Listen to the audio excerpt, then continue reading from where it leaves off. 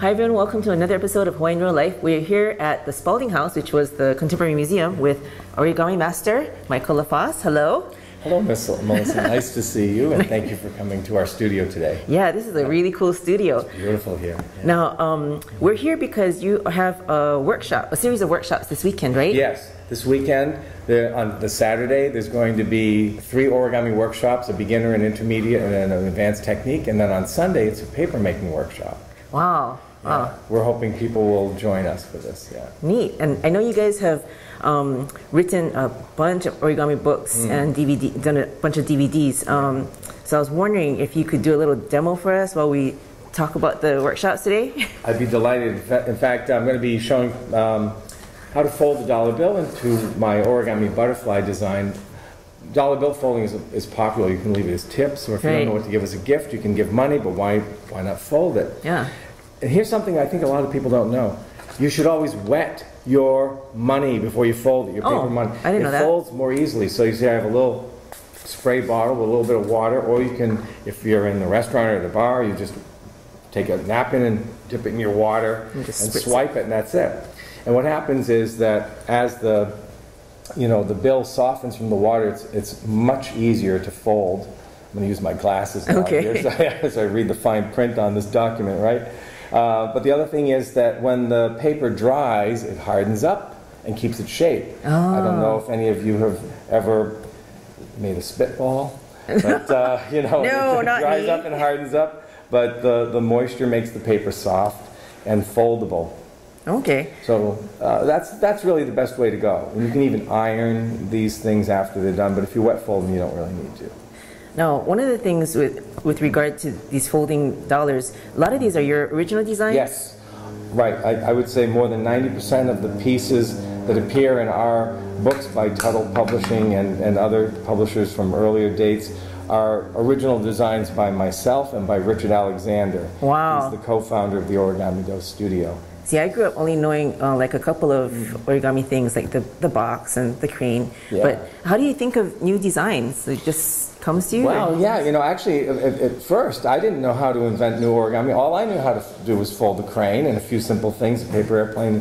But then, you learn, okay, you can change the shape of the paper by folding, and then you just start being creative. So that's all I did. I just started seeing what would happen if I changed a few folds.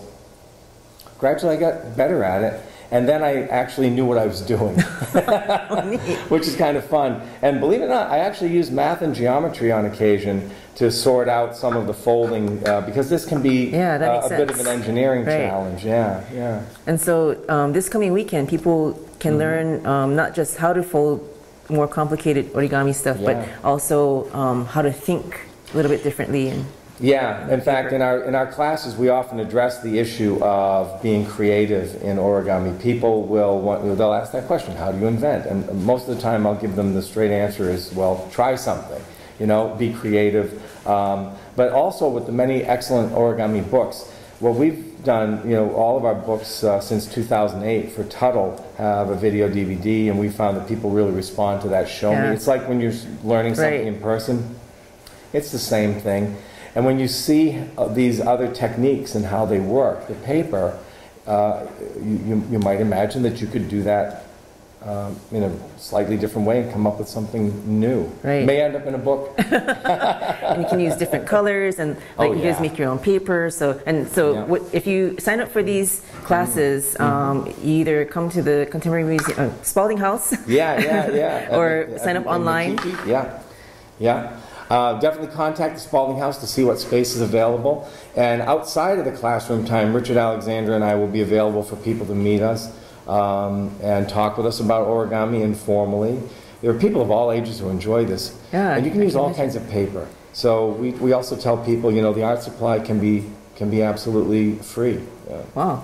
Wherever you are, usually you can find some kind of paper. That's neat.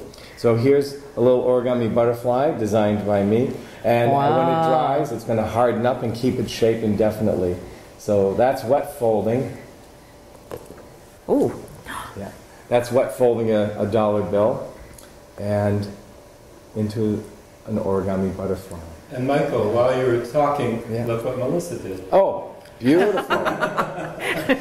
I didn't do that. But That's a design by Richard Alexander. It's 5 $1 bills. That's cool. Yeah. Oh, and incidentally, too, one thing about this butterfly, while it's still wet, it's fairly soft. So I have to go back in and crisp it up until it dries.